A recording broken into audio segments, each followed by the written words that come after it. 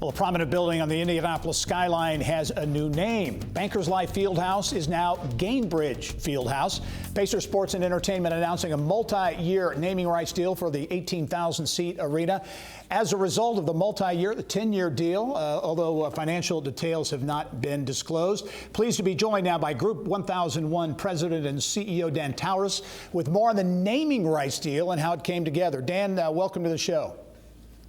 Thanks, Gary. Well, why do the deal? We're going to talk about Gainbridge in a moment. You've got a very high profile, a lot of big high profile events. What led you to invest in the naming rights for the Fieldhouse? You know, first and foremost, it was our relationship with the Pacers and the quality of that organization, Pacer Sports and Entertainment, what they mean to the community and really who they are. And then secondarily, the Fieldhouse itself. It's a premier facility, not just across the state, but across the country. And we couldn't be more proud to be aligned with them. You mentioned the Fieldhouse and the job they do there. Numbers just hot off the presses this week. A report came out that put Bankers Life Fieldhouse, now Gainbridge Fieldhouse, in terms of ticket sales for the first 3 quarters of this year, second only to Staples Center in LA. So a lot happening coming out of the pandemic, and it's really going to be a totally reinvigorated, if you will, facility with this $300+ million renovation project. Absolutely. When you consider that it compares to the Staples Center and the market in Southern California, that the Midwest could compete with that in terms of ticket sales, it just shows how busy the building is and how much of a gem it is here to have it in Indianapolis. Hey, Dan, talk about Gainbridge and Group 1001. Give us kind of the business thumbnail description of the business and the operation. Yeah, absolutely. So Group 1001 is a growing and thriving insurance enterprise that spans across retirement products, property casualty, and health. And we've got a strong track record of growth and performance, over the last decade. And so we're proud to support Gainbridge, our digital consumer platform that really helps connect consumers directly to financial products.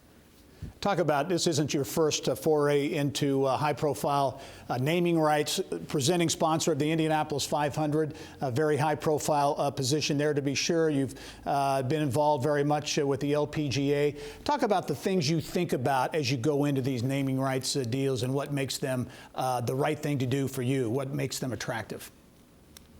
Yeah, well, first and foremost, it's going to be the partner. I think when you name the Speedway, you're talking about Penske, Entertainment Corp, Mark Miles, Doug Bulls, people like that.